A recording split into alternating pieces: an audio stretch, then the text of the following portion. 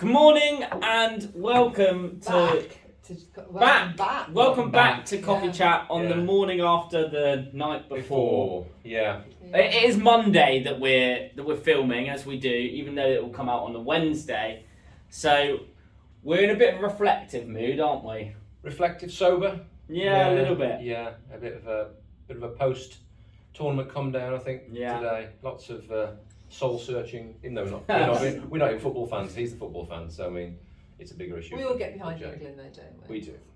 So, yeah, great job. It was a hard watch as it went to penalties. It was, and we all England are always a hard watch. Yeah, it was a hard watch throughout the game, but it was, and I thought the Italians were a great team as well. So great tournament. It's funny because Tina was so because this is the first kind of football thing that she's really been into, and she was so positive, and I just kept saying, but this is England. But I was like, I had that.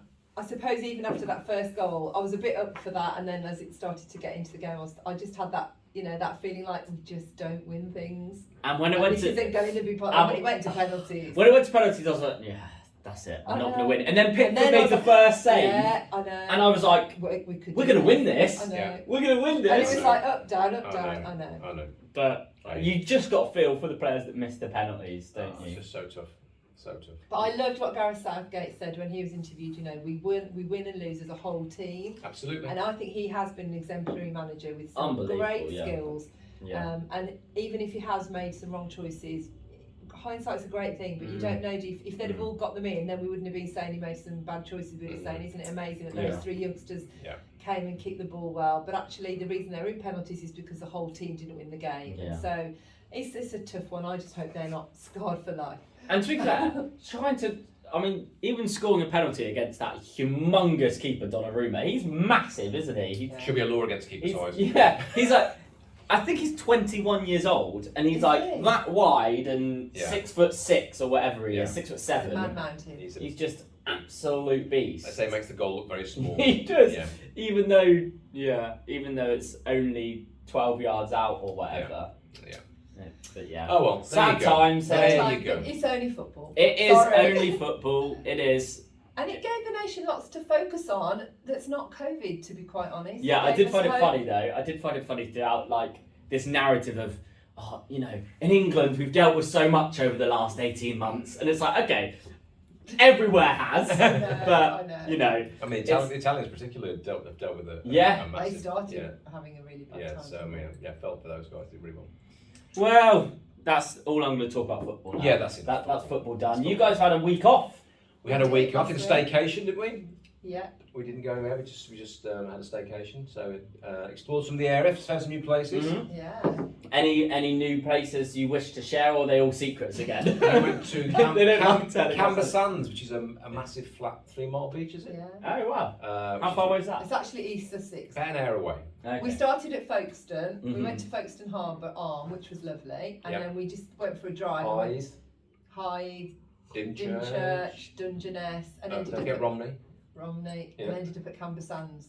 Yeah, it's all around the bottom part of the country. Yeah, so really nice. Really was it like a road trip? Like a road trip. Yeah. You literally drive the coast all the way along. Coastal drive. Oh, nice. And you stopped off at each. Yeah, stopped off. That's cute. And, yeah, it's a really nice thing to do. So yeah, that was a nice thing. We went to somewhere, did something quite similar but closer. And some of the sandy beaches in the area. Minas Bay.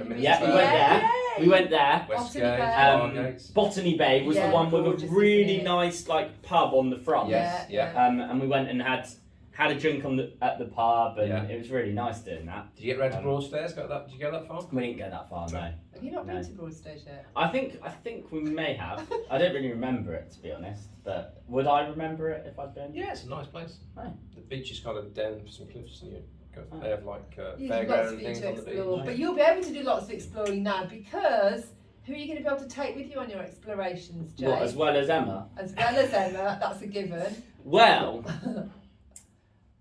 we, on Saturday just got our new little puppy, a cockapoo called Alfie. Not that he really knows what he's called yet. Well, you should do. You had him 2 days. Well, we said it lots of times, I but think he knows.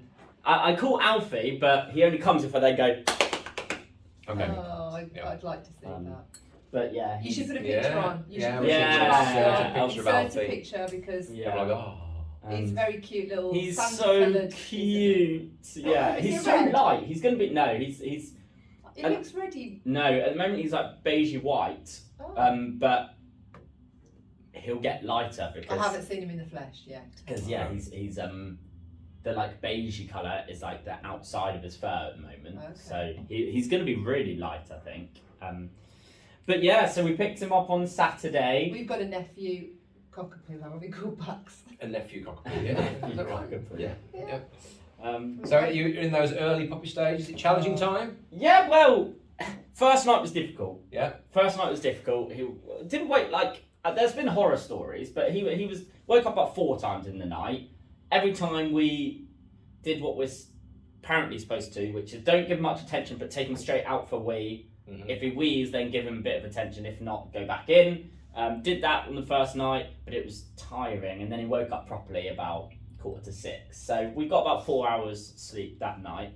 But last night, he was a lot better. He only woke up once in the night. Well, only woke us up once in the night. He's sleeping in a crate, but we're sleeping in the same room as him just for this week. Mm-hmm. And bless him, he only woke up once in the night. It was really good. And then about 6:30 he was up, so nice and easy. Probably got 6 hours sleep. I was going to say it's good baby training, but actually second night, that's quite good. You wouldn't get a baby going from. That's just because we're such good owners. Parents. Parents. Great. Yeah. We're very Now I've got to say that Emma said, controversially said that Alfie loves Emma more than you. Is this true? Oh, that's harsh. I thought she said that Jake. You love Jake more. No. I think she told me on I think they're just attention. Emma's doing a lot more like cuddling. She's been the good, and I'm good doing cop, a lot more, good cop, bit more discipline, but also playing outside because we get a bit we keep thinking, what are we supposed to do to keep this dog entertained? Because he just wants to be doing loads of stuff, and we're like, I can only get you to chase me for so long, and then what? But he loves outside. He hasn't. He's allowed in the garden. Maya. He hasn't had his second yet. Chasing Maya. Maya. He hasn't had his second vaccination, so we can't take him out anywhere yet. It's not a double vaccine yet. No, it's not a double vaccine yet, just like me. But yeah, so it's cute. We're getting there, and I'm already kind of looking forward to him to be a bit more trained and understand. And they are very lovable. Cockapoos are so loving, lovable, clever dogs. So getting trained because they all respond really well. Yeah, so that's little Alfie. So but make sure the picture goes in so you can all see Alfie. So Sunday, we haven't done a coffee chat for ages. Sorry about this. It's just we've been away, haven't we? We've been doing other things. Different weeks we've been away.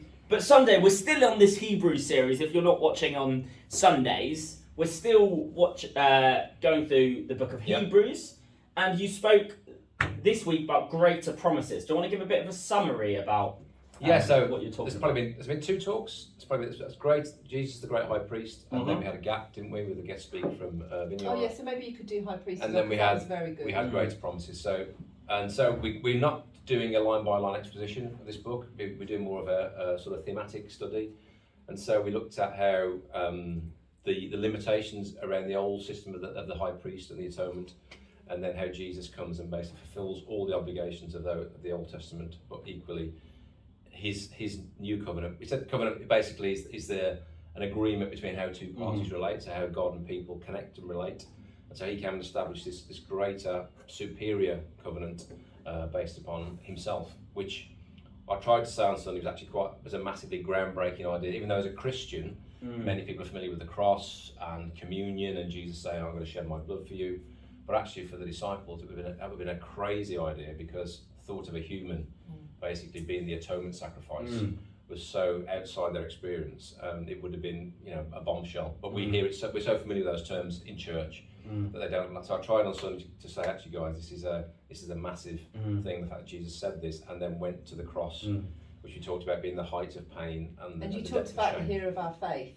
Suffering such shame that we're the only kind of religion that puts the hero of the whole reason we have a faith, but he died in such a shameful way. We looked at Paul's words, didn't we? We said, "I'm not ashamed of the gospel." And I said how we transpose our modern understanding of that. Thinking, I get a bit edgy about telling folks at work about Jesus.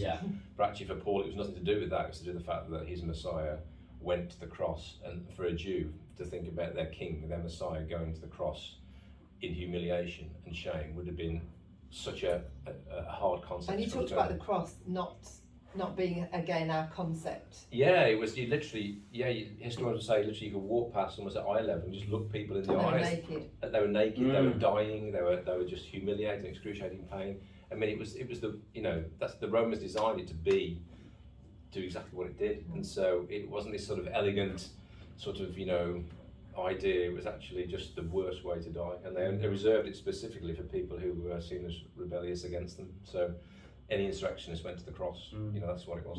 One little line that you said, you might not even remember it, but that I really liked was that Jesus was both the sacrifice and the sacrificer. Yes. I thought that was a really nice way of and that I think is the essence of Hebrews. I think because we struggle with this idea. There's been lots talked about how penal substitution, this idea, why did God the Father send the Son to the cross? But actually, Jesus entered into the holy place as the great high priest, and then himself became the sacrifice. So he was both and.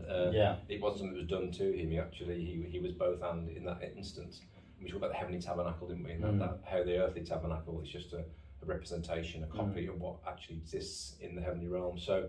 Yeah, and I think I'm pleased. I think we're doing the book justice. I think we're not doing expository sort of preaching, but we're doing thematic preaching. I think I had a person come up to me on Sunday and said I've learning more in the past 12 months than I've learned in the past 40 years. So I thought that's really good. We're kind of hitting the mark with what we're trying to unpack with this series. So I always encourage folks, go away and read Hebrews yourself. It's a letter designed to be read from the beginning to the end. So go away and read it and try and sort of draw out these things. Which is why, actually, with the book of Hebrews, to do it line by line, I don't think would do it justice. No, I think it's dissecting something that wasn't supposed to be dissected in that way. Yeah. You wouldn't dissect a card or a letter from a friend and you'd say, well, what does that line mean in isolation from this line? You would read it holistically. Exactly. Yeah. And often we do that to scripture, and it's not the way that letter was ever intended to be. It wasn't designed to be picked apart. It was designed to encourage believers who are struggling. And I think what we've tried to do as well is really get into the culture and the mind of the people it's written to, and I think we so often read it through our own filters, don't we? And I think we've really tried this time,